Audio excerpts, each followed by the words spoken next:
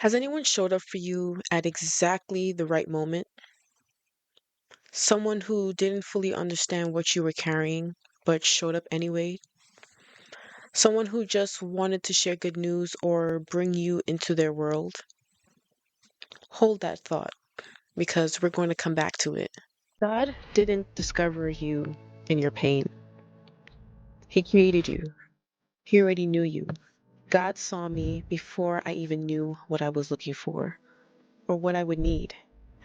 God didn't discover me when I was in pain. He already knew me before the accident, during and after, and all the way to today. You don't have to perform to be seen, so stop earning what was already given. God is looking for the real you, not the cleaned up, polished, performing version. And most of us might fake it with others, but we don't have to fake it with God because He already knows.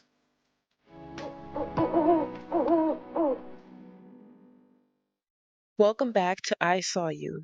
I'm your host, and this is episode 2, Seen Before You Were Called. The last episode, I introduced you to Nathanael and his interaction with Jesus in John 1:48. Jesus revealed to Nathanael that he saw him under the fig tree. We spent time understanding the significance of the fig tree in Jewish culture and what that private hidden place might look like for each of us today. Because regardless of what Nathaniel was doing under his fig tree, each of us is in a season. One we were facing or have faced, where Jesus is right there with us in the midst of it. He knows and sees what we are going through, what each of us is carrying under our own fig tree. We also touched on how Jesus found Philip and how Philip went and found Nathanael.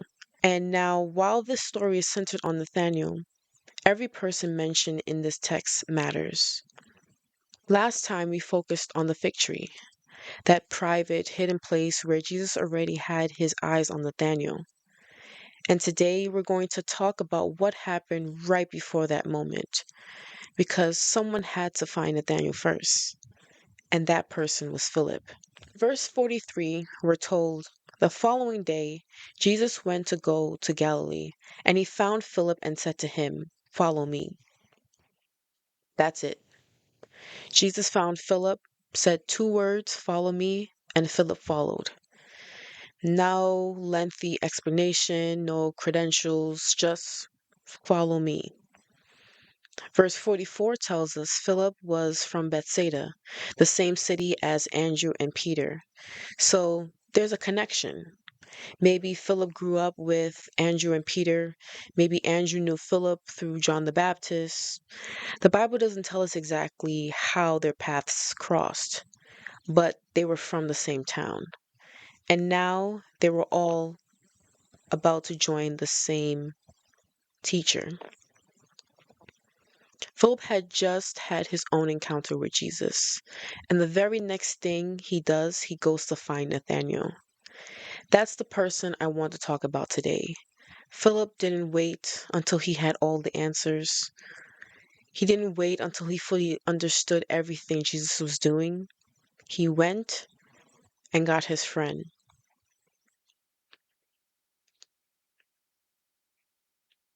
And this just reminds us that Jesus uses relationships to bring people in because he could have found Nathanael himself. Now, this is where it gets interesting. Look at how Philip introduces Jesus to Nathanael in verse 45. It says, Philip found Nathanael and said to him, "We have found him of whom Moses in the law and also the prophets wrote, Jesus of Nazareth, the son of Joseph." Notice what Philip does not say. He doesn't say, "We found the Messiah." This is the same way Andrew said it to his brother Simon in verse 41. Andrew kept it simple. "We found the Messiah." But Philip takes a different approach. And I believe that tells us something about who Nathanael was. When you want to convince someone, when you want to share some news or share it with someone who might be skeptical, you don't just give them the headline. You give them all the details that relate to what they already know. You kind of speak their language. We can assume that Philip knew the scriptures. He knew Nathanael knew the scriptures. So he didn't just say Messiah. He said, the one who Moses wrote about in the law, the one the prophets wrote about. He gave Nathanael a context that his mind would grab onto. And then he gave Jesus a full introduction. Jesus of Nazareth, son of Joseph. During this time and in ancient culture, it was customary to identify someone by their name, their hometown, or their father's name. Just like Simon Peter, son of Jonah, James and John, sons of Zebedee.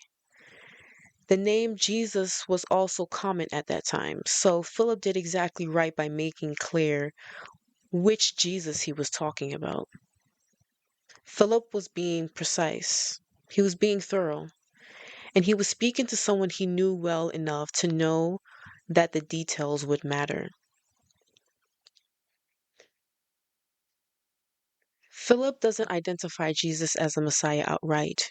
Maybe he wasn't fully convinced, or he knew Nathanael needed more context. Many people also at that time claimed to be the Messiah. So Philip gave Nathanael proof. This is the one the prophets wrote about. And he, anchoring his introduction with Jesus' full name and hometown, Philip knew his audience. So this was deliberate, careful, to someone he knew who would ask questions. And yet, despite all of Philip's careful setup, Nathanael's response in 46 is, Nathanael said to him, can anything good come out of Nazareth? And Philip said, come and see. Now, I want to be careful here because this question is easy to read as pure skepticism, as if Nathanael was just being difficult. But I think Nathanael had some valid reasons to pause. Nazareth was a small, rural, unremarkable town. No one of high stature or great importance had come out of Nazareth. And the prophets had written that the Messiah would be born in Bethlehem, which is on the opposite end of the region from Nazareth. So when Philip said Jesus of Nazareth, it didn't add up to Nathanael. He wasn't just being stubborn, he was being detail oriented. He was asking the question that the information raised based on what he knew in the prophets and what Moses wrote about. And I believe Philip knew this about Nathanael. That's probably why he gave him so much context in the first place. But Philip's response, it was simple. Come and see. Not a debate, no defense, just come see for yourself. But here's what I want you to sit with. Nathaniel's question shows us something that many of us deal with today. We carry identity labels that other people have placed on us. Our last name, our family's reputation, our past, our hometown, a nickname someone gave us that stuck, a category someone put us in. I've experienced this myself.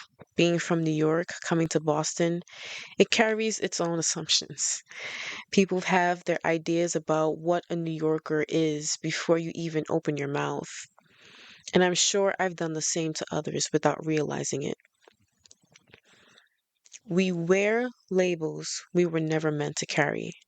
But let's watch what Jesus does when Nathanael comes toward him in verse 47. Jesus saw Nathanael coming toward him and said of him, behold, an Israelite indeed, in whom is no deceit. Jesus doesn't call Nathanael by his father's name. He doesn't mention his hometown. He doesn't bring up the skeptical question that Nathanael just asked. But he speaks directly to Nathanael's character, to who he actually is on the inside. Jesus didn't reduce Nathanael to a label, but he spoke what was true. Nathanael's question was honest. He had every reason to ask it based on what he knew. And Jesus doesn't disqualify Nathanael for the question. He meets him right there. He calls out his character, not his credentials, which is the opposite of how the world identifies us. Jesus highlighted Nathanael's inner truth, not his title. Most Israelites at this time were very concerned about titles. The Pharisees, rulers, kings, high priests, titles and lineage were currency, it was everything. But Jesus wasn't interested in any of that. He wasn't highlighting Nathanael's lineage or status. He was affirming his character, his nature, his faith. He affirmed what was real and didn't pretend otherwise. Jesus doesn't see us for who others say we are. He sees us for who we truly are. In the same way, I believe Jesus was also showing Nathanael not to judge a person by where they're from, but by their character and their actions. Because the very thing Nathanael doubted about Jesus, where he was from, turned out to be irrelevant to who Jesus actually was. God is looking for the real you, not the cleaned up, polished, performing version. And most of us might fake it with others, but we don't have to fake it with God because He already knows. Now, I want to ask you something directly. Where did you learn that you had to earn being seen? And I ask this for myself too. Was it in your family, your culture, your friendships, at school? Were you the child who had to behave perfectly to receive affirmation? The one who had to achieve something before anyone made space for you? Are you the believer who feels like your prayers aren't valid unless your life is cleaned up first? Like you need some kind of credentials before you can come to God? Because that's the performance trap. It's not a worldly problem. It shows up in our churches, it shows up in our prayer lives, and it shows up in how we approach God. But this moment with Nathanael shows us something different. Nathanael came with a question, an honest, even skeptical question, and Jesus didn't disqualify him for it. He still called out the truth in him. God is not waiting for our polished version. He already knows the real us. And He still calls us, not despite what He sees, but because of what He sees. Now, this scene of Nathanael being seen before he was called reminds me of a time in my own life when I felt completely invisible. I had people around me, I had attention, but I didn't feel seen. For those who aren't familiar with my story, I lost my mom when I was 10 years old due to a car accident. That same car accident left me in a coma for 4 days. I still have the scars.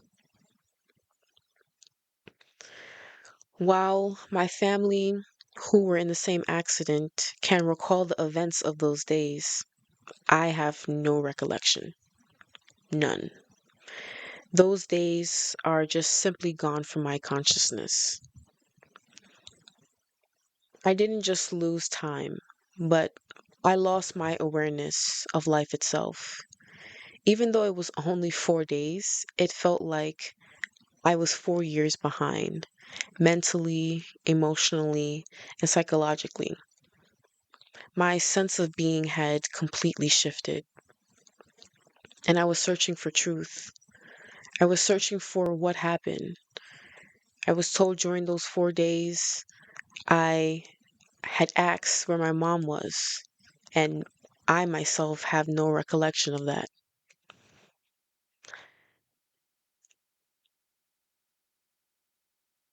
I was naive to the world, and I was also far too eager to believe everything and everyone. For years, I struggled to describe what I was going through. I felt alone, invisible. I felt like an insider, even in rooms full of people. While I didn't realize it then, while in the hospital, I had the attention. People were checking on me, making sure that I would wake up. But over the years, I felt like an outsider. I felt invisible because no one really knew what I was mentally struggling with. The fact that I didn't remember what was going on, I didn't know what happened. All I know is I was in a car accident and I lost my mom. But I came to realize that there was only one person who fully understood what I was facing. Only one person who could see all of it, and that was God. God saw me, not just as I was lying in my hospital bed in a coma. He knew who I was before the crash. He walked with me. I was learning to rediscover myself. And he already knew who I would become after healing. He knew what I forgot. He knew what I didn't know. He held onto those moments that were and are still there, too heavy for me to carry. And he whispered identity over me when I could no longer see my future, only the present. God saw me then. He sees me now. And the fact that I'm here today, that this podcast even exists, means he saw this moment 18 years ago. Jeremiah 1, verse 5 says, "Before I formed you in the womb, I knew you." God saw this exact moment where I would take the most tragic season of my life and draw from that pain to encourage someone else. I was not invisible to God, not when I lost my mom, because He later blessed me with so many mother figures in my life, not when I lost my memory, because He gave me back a mind that catches details other people's miss, the small things, the things that might not matter to someone else but deeply matter to me, and not when I came out of that coma. That's when I knew. God saw me before I even knew what I was looking for or what I would need. God didn't discover me when I was in pain. He already knew me before the accident, during and after, and all the way to today. I was already known. My coma was my fig tree. My lost time was my hidden season. And God was present in every moment I couldn't remember because it was all for a reason. He wasn't just absent just because my consciousness was. He saw me when I could not see myself. And the most humbling moment, the moment I truly knew God was with me and had a plan for my life, it wasn't during the accident itself, mainly because I wasn't conscious for it.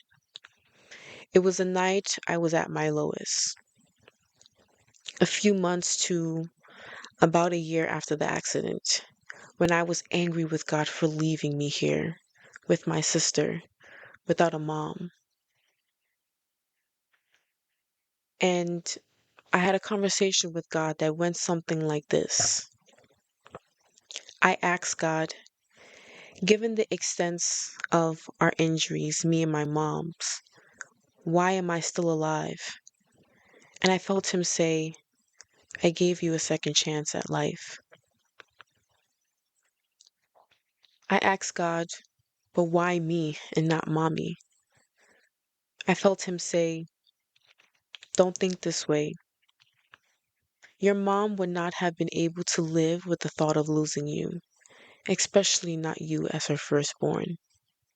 I asked God, what is my purpose? What was the reason for taking mommy and allowing me to live? And I felt him say, Be patient. Time will tell. I said to God, I'm sad you took my mom. Well, laid her to rest. And thank you for sparing my life. But why me? Why am I the only one who experienced this? No memory, yet the most injured. And he said, why not you?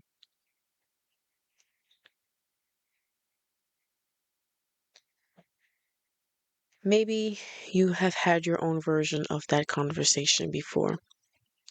Why me? Why not someone else? What is the point of all this pain?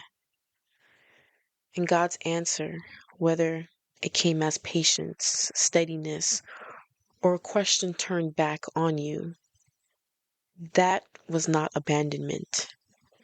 That was not God overlooking your pain. That is the voice of someone who already knows your ending, who wants you to have faith in Him, to let Him lead, who wants you to be real about where you are, while also beginning to see it from His perspective. God didn't discover you in your pain. He created you. He already knew you. Philip was the messenger, but Jesus was the one who had been watching all along. Before Philip ever found Nathanael, before anyone ever called your name. You don't have to perform to be seen. God's eyes were on you before you even knew His name, before you even knew your name. So stop earning what was already given. Is there a place in your life right now where you feel unseen? Or a place in your past that you are still healing from? A place where you are performing, trying to earn visibility, approval, or belonging? That is your fig tree, and God is already there. You were not discovered because you were already known. The call may come through someone else, like it came through Philip for Nathanael, but the seeing, the knowing, that happened long before anyone ever showed up at your door. God saw me before I knew what I was looking for, and He sees you too. So, where's your Philip? Who showed up for you, maybe without even knowing what you were carrying, that changed the direction of your life? And more than that, do you know that before that person ever found you, God already had His eyes on you? If that question is sitting with you and you want to go deeper, I have a devotional coming called I Saw You. 21 days under your fig tree. 21 days of sitting with God in the private place, the hidden season, your fig tree moments. It's not out yet, but you can join the waitlist now. Just type 21 days in the comments and I will send you the form personally. See you in episode 3. If that question is sitting with you and you want to go deeper, I have a devotional coming called I Saw You. 20 days under your fig tree. 21 days of sitting with God in a private place. The hidden seasons, your fig tree moments. It's not out yet, but you can join the waitlist now. Just type 21 days in the comments and I will send you the form personally. See you in episode 3.